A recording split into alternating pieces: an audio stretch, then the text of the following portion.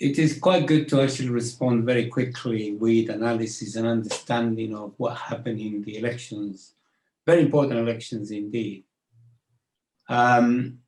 Just to give some very brief background to it. These elections, the format of the election, the specifics of the election are the result of a consensus between substantial sections of the opposition, or at least in terms of political parties, and the coalition government, where they agreed to introduce several changes to ensure that, as the opposition parties call the guarantees for the election to take place, which the government was quite willing to do. This was not the initiative of the opposition, the dialogue and so forth. They started with President Maduro, who had been, pushing for dialogue and conversations all the time for the last, possibly 4 years. The official information is that he's called for dialogue more than 600 times. So it's in line with what the government wants. Part of the arrangements were to have a new National Electoral Council. The basic constitutional legal conditions were pretty much the same as when the election of the National Assembly in 2015, pretty much the same. There is no big difference, except when it comes to the question of the number of parliamentarians. At the time in 2015, the number of parliamentarians that legally could be, were to be elected was 167. And as a result of this consensus, this agreement, these numbers have been increased to 277. And a larger proportion of them are going to be elected by what we will call here proportional representation. And the main purpose of this, which was part of the consensus, was to ensure that small political parties actually benefited out of it. Now, that's number one point. The Gran Polo Patriótico, the coalition government, won by a huge amount. It won by a landslide. And the proportion of the vote that the coalition government got was 69%. And the rest of the parties, the Alianza Democrática, Democratic Alliance, and Venezuela Unida, United Venezuela, and few smaller parties, got the rest of it. Alianza Democrática got something like 17–18% of the vote. In terms of the number of MPs, the Gran Polo Patriótico, the government coalition, gets, in the last count, 177 MPs, which is nearly, I don't know, we'll have to wait and see the final result, the final result, because the number of votes counted is 98% so far. It might get 2/3, it might not, but it's got definitely absolute majority.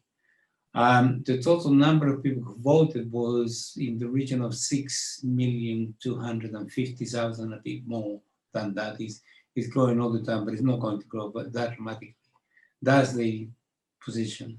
And this is the 25th national election being held in Venezuela since 1998, when Hugo Chavez was elected. What is interesting is in this election, 107 political parties actually participated. 98 of them were parties of the opposition, and 9 parties only were members of the government or in support of the government. So that gives you an idea of the level of participation. The whole thing was organized by the CNE, the National Electoral Council, as efficiently as ever, with something like 14,000 polling stations around the country that had something like 32,000 places where people could vote, different tables as they call them. Everything was in place, everything was organized on time and so on. That's the first point, that's the first part of the information. The second important point is that these elections take place under terrible conditions. The conditions, they are conditions of war. There is no other way to declare. I don't mean economic war only. This is a sort of much more substantial than just a war. Number one, the country is facing perhaps one of the worst blockades of any country in the world in the history of humanity. Maybe I'm exaggerating here, but certainly in contemporary history. Even Cuba, which has been subjected to blockade for 60 years, never suffered that much in terms of the amount of asphyxiation that Venezuela has been subjected, particularly by the Trump administration. Jorge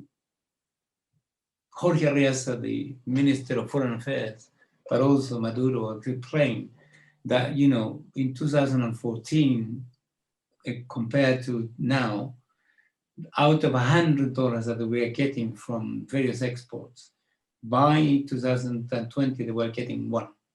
So their export revenue had declined by 99%. That's very, very dramatic. I mean, in Cuba, you know, the GDP declined by 35% during the special period. In Venezuela, it's a bit worse because they've been decline after decline after decline, year after year, because of the ferocity of the sanctions. These involve, you know, attacking the oil industry, attacking infrastructure, attacking just about everything, and particularly blockading food, medicine, and health inputs. In terms of the consequences, I want to make a comparison. This figure people know. The number of people that as a consequence of the Trump sanctions between the years 2017 and 2018, according to a report of the Center for Economic and Policy Research, 40,000 Venezuelans died unnecessarily. Now, in the Contra War of the United States against Nicaragua, which lasted about 8 years, you know, the number of people that at least we know were assassinated, were murdered, was 50,000. In 1 year, only 1 year, the Trump sanctions actually produced 40,000. This is absolutely atrocious. So on top of all of this, what they have is that the purchasing power, the value of the Bolivar, the national currency, is being so much attacked that, you know, the level of inflations are unbelievable. This hyperinflation. So to be able to organize an election under these conditions in the middle of the pandemic, on top of everything, subjected to a war, or a media international war of incredible proportions. I mean, this is one of the worst possible viciousness that I've seen over the years regarding any particular country. Internal media war, external media war, as well as a, you know, electoral boycott. So no wonder the level of participation was low. Nevertheless, there is here another important comparison that we want to make.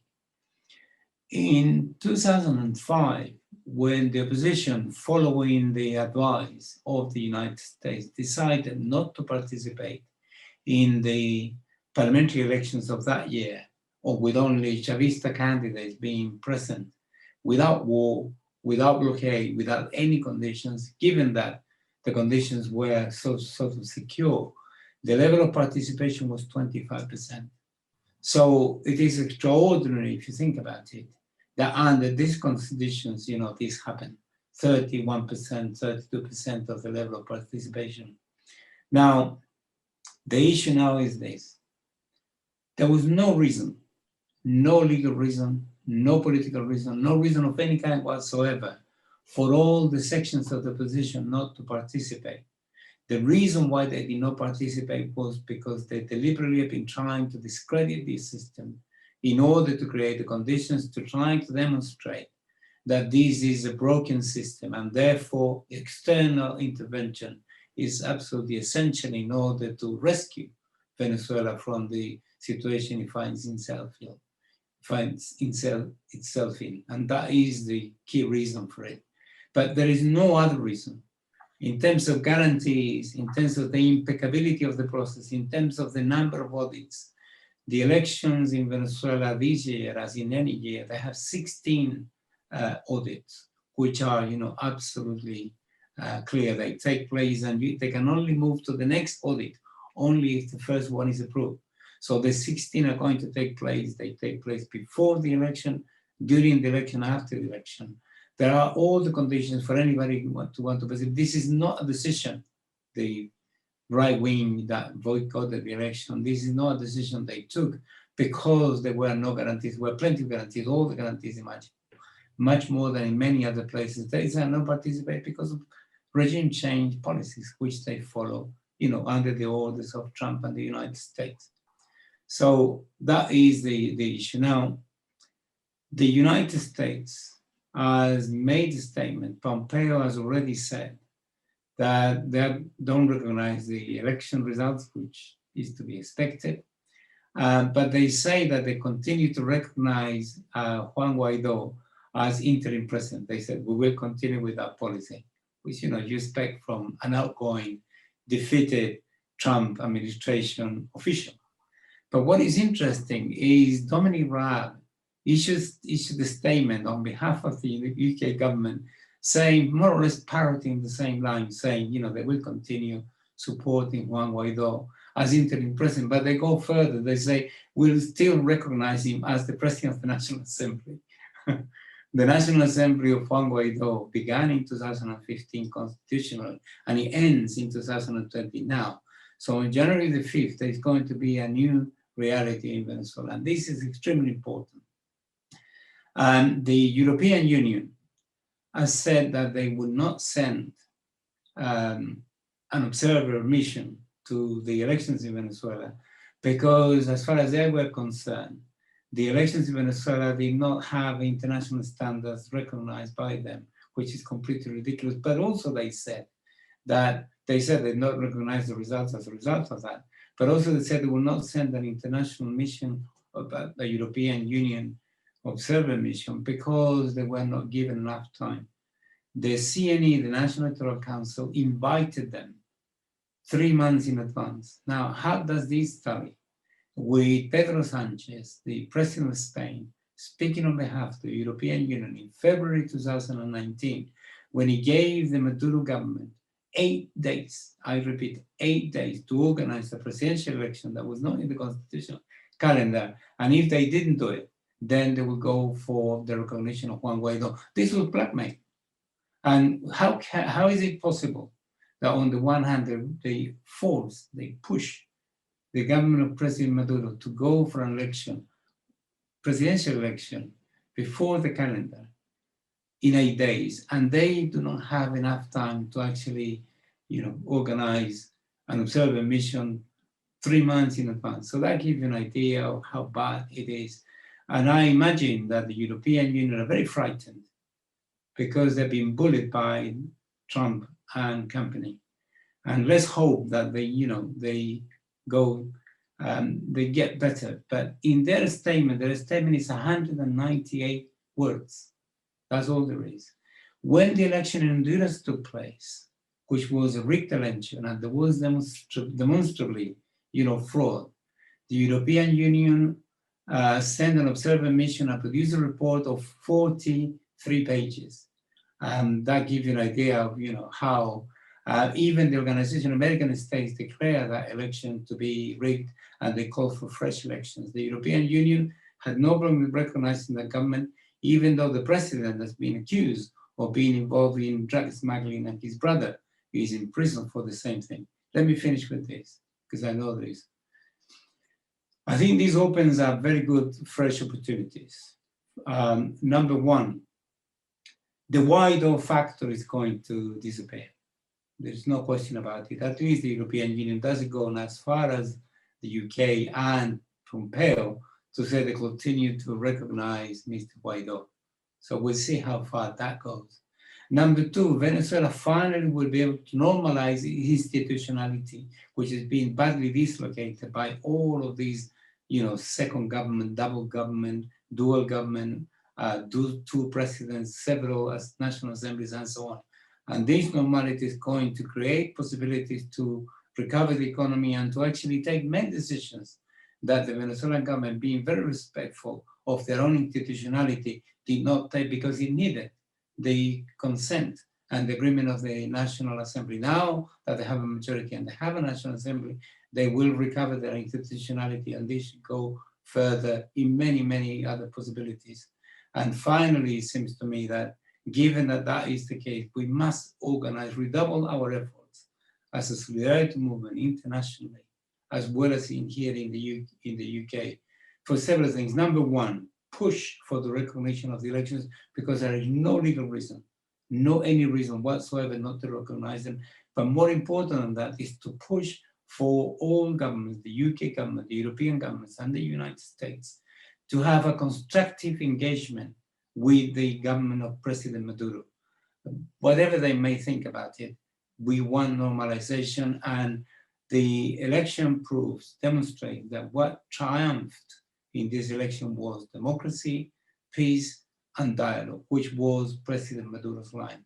And as soon as the results were announced, President Maduro called on the National Assembly and the opposition for the continuation of dialogue.